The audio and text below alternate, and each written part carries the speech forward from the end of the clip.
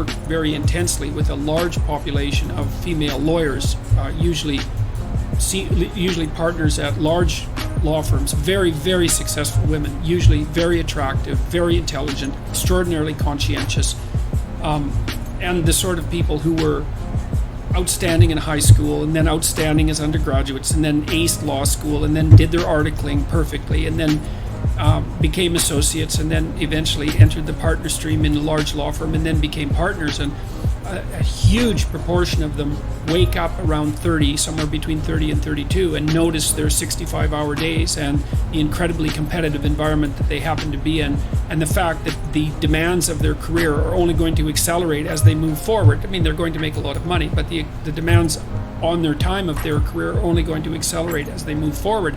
And decide in a large law firm that that's maybe not what they want. And the reason for that is they also would like to have a life. They'd like to have a relationship that they could attend to, and they'd like to have children. And the simple truth of the matter is that it's very, very difficult to have a truly high-end career and have an important relationship and have children, especially if there are two of you trying to pursue that at the same time. It's very difficult. And it's difficult to have a high-end career, period. And it's also difficult to have a fully functional family. Trying to combine those sorts of things makes people who are, I mean, I've seen people do it, but man, they push themselves right to their limits, and they usually have limits that exceed the limits of typical people. So one of the things we could do, for example, to revive interest in the good mother archetype is to stop telling lies to young women about what their life is likely to be like, because my experience has been, and you might think I'm old-fashioned, although I don't really think I am, by the way. I think I'm actually quite current, and I pay a lot of attention to what's going on around me. And my experience has been overwhelmingly that high caliber women decide in their 30s that relationship and family is the most important thing in their life. And I think the fact that major law firms, for example, have a really difficult time holding on to their high-performing women, even though they bend over backwards to do that, is actually an indication of exactly that. And this notion that it's a glass ceiling in some sense that are stopping women from advancing up the corporate ladder, I believe to be truly erroneous as well as dangerous. And I don't think there's really any evidence to support that. Someone, Annette Adler says, I have also done better in a lot of things due to your kicks in the ass. Yeah, well, I mean, that's great, Annette. I'm thrilled to hear that. Part of it, you see, the thing about disciplining someone, let's say, is that when you, and I see this very clearly when I'm talking to young people, is that I'm really on the side of the person that wants to do something positive with their life, to make their own life better, because I think that's where you should start. You should start by maximizing the quality of your own life. That's not a selfish thing, or if it is, it's the right kind of selfishness. And that you should figure out how to do that in a way that's of benefit to your friends and your family and your community, and you should take that deadly seriously. And the reason you should do that is because that just makes life better for everyone. And it reduces a fair bit of the misery that would otherwise be part and parcel of life, and it makes everything function smoothly. And one of the things I'm really curious about is what the world would be like if everybody decided to do that, because human beings are really remarkable creatures, and we hobble ourselves very badly with deception and resentment and revenge and the desire to make things worse and arrogance and all those sins, let's say, that make us deviate from our true path. And our true path should be something like, imagine the noblest aim that you can conceptualize and then sacrifice your life to attempting to attain it. And there's nothing in that isn't good for everyone.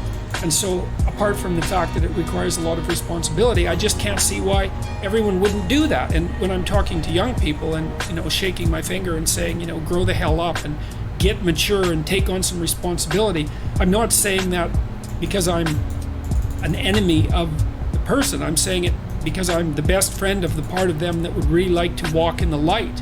And it's an invitation to walk in the light. And it would be remarkable. This is what we need to do, as far as I'm concerned, not only in the West, but in the world at large, but maybe in the West first, is we have to consciously decide that we're going to do everything we can as individuals to walk in the light, and to regard that as a noble and heroic endeavor, and to make that first and foremost in our lives.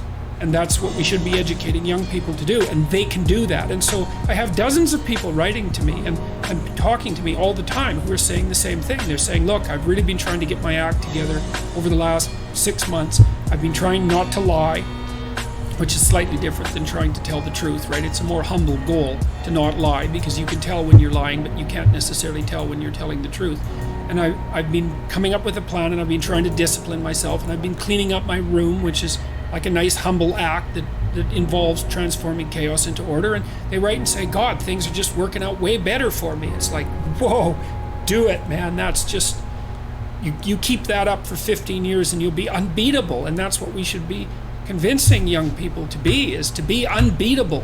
And not because that's what they should do or because they're bad if they don't, but because there's nothing better you can possibly do with your limited and suffering bound life than to aim high and sacrifice yourself to the attainment of those goals. So that's being a highly creative woman. I find myself fearful that having kids will be spiritual suicide, hindering my endeavors, but I also don't want to have an unfulfilled life. Can I have a full life without kids? Well, yes, I suspect you can, although it's risky, Maddie, because it's really important for people to have kids, because the thing is that you get older than 40, and our culture is kind of dopey in that regards. It's underdeveloped. We live as if we only exist when we're young, and we don't. It's like, what are you going to do from the ages of, say, 45 to 90 or 95? You need a family around you. You need to see your children grow. You need to have grandchildren. It's a major part, maybe the most important part of the last half of life. Now, you said, being a highly creative woman, I find myself fearful that having kids will be spiritual suicide. Well, that's the part of your question that I would really address, because I would say, well, don't let them be spiritual suicide. You know, it may be that there's a certain amount of time that you need to take away from the kids, and this is the case for parents in general, so that you can pursue your own creative endeavors. Children do not have to devour your life. In fact, if you let them devour your life, then you'll hate them and you'll mistreat them. And so what you want to do is to set yourself up so that you can have children and have a life. And that's better for the children, and it's better for you. Like, children can be taught, encouraged to spend a fair bit of time, not when they're infants, obviously, but to spend a fair bit of time amusing themselves. That's especially the case if you have more than one child, because they'll mutually amuse one another.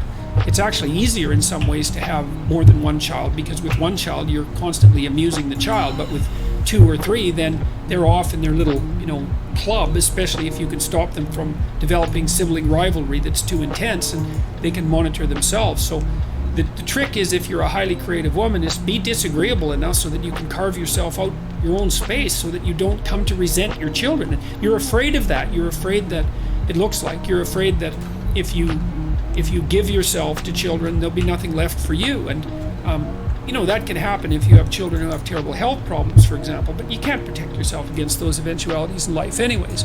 But I would say your best bet is to be a more selfish mother. And believe me, I've had more clients who were ruined by mothers who were too unselfish than I've had clients who were ruined by mothers who were too selfish. So you need to be there when the kids need you, but you shouldn't be there any more than is necessary. So, let's see.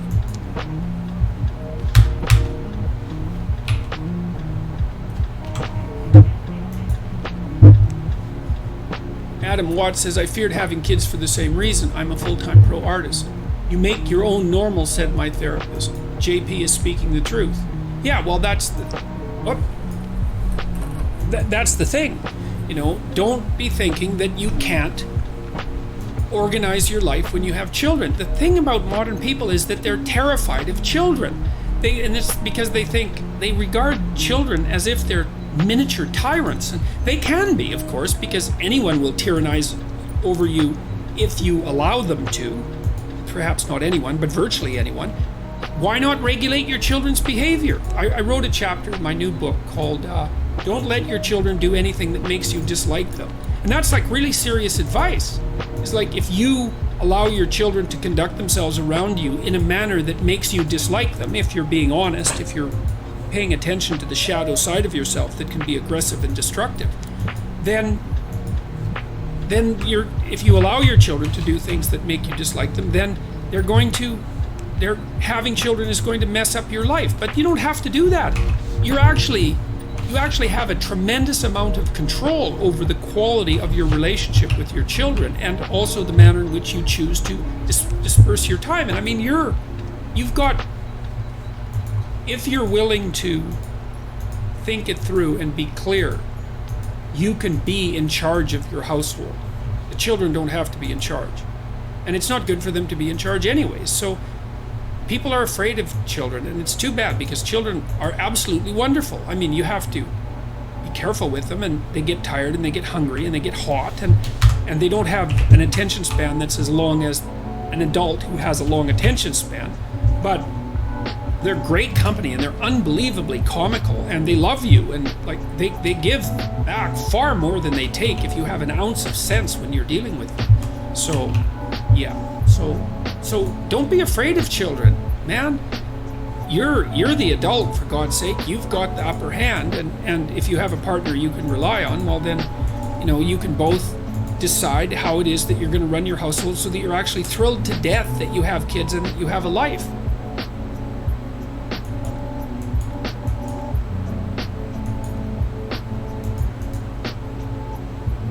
Welcome to the Femsplainers. I'm Danielle Crittenden. And I'm Christina Hoff Summers. And we are thrilled to have the father of all mansplaining.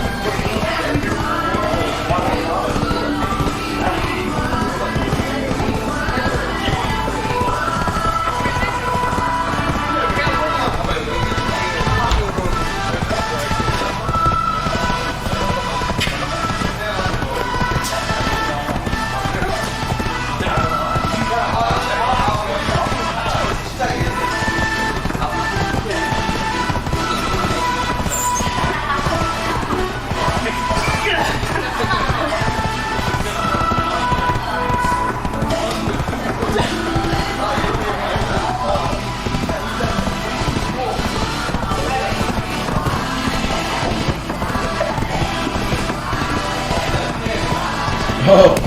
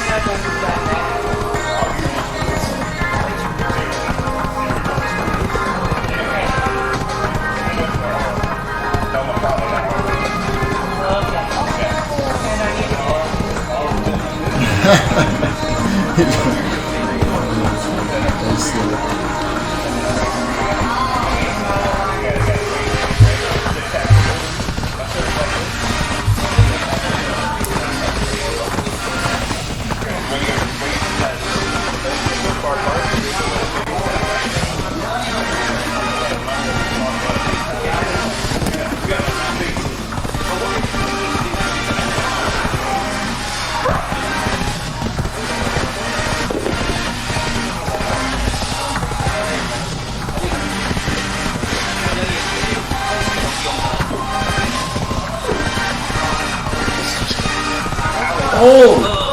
That's good.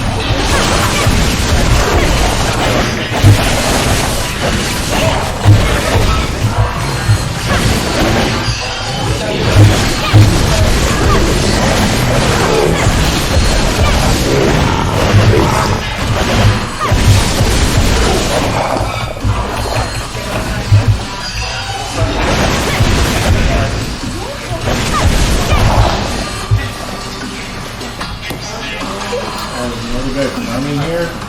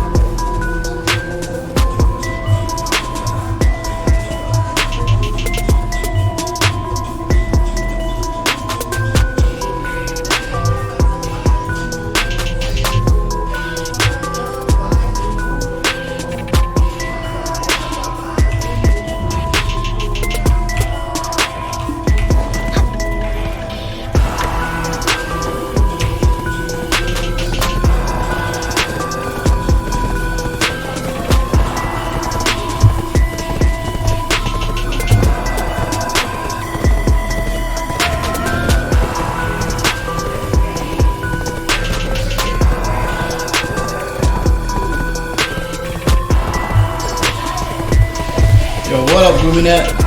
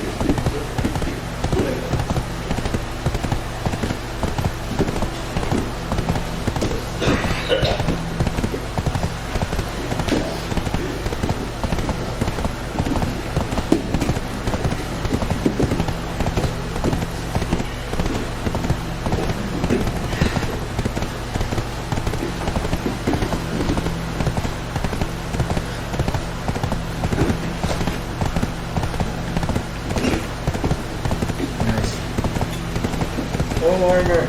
Just gave it to him. Oh my goodness. Come on, man.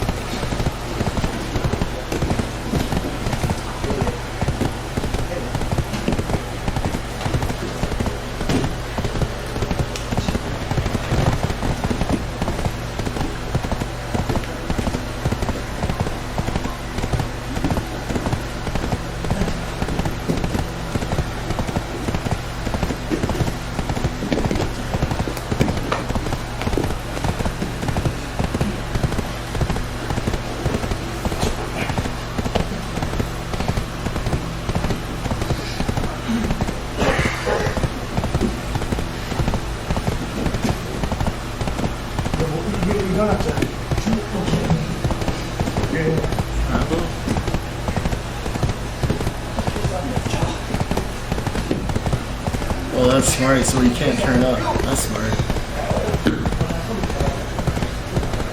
Yeah, he needs his leg.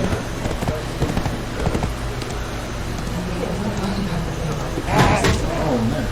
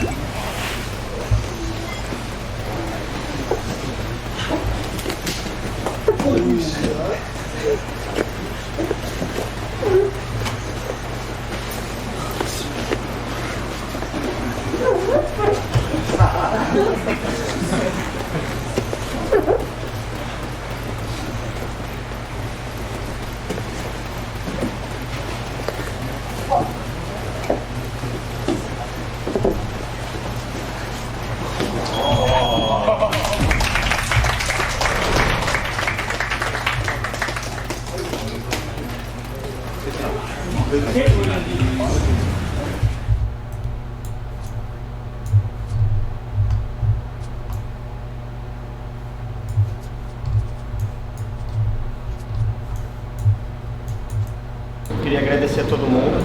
Acho que pra gente, a gente mora nos Estados Unidos, a gente dá aula lá, deixar a academia pra viajar para seminário, é sempre difícil. Todo mundo sabe, todo mundo que é professor sabe quão difícil é você sair da sua academia, a responsabilidade que você tem pra vir. Mas toda viagem que a gente faz, a gente acredita bastante que é importante pra gente mostrar um pouquinho do trabalho que a gente vem fazendo. Então, não só as posições, mas eu acho que conversar com a galera e ter esse contato, porque a gente já faz os vídeos online, o pessoal consegue ver as posições, mas eu acho que esse contato que a gente tem no seminário, você conhecer um pouquinho da nossa personalidade é muito importante. Então eu queria que hoje todo mundo se sentisse muito à vontade. A gente está mostrando a posição, pode perguntar, pode pedir para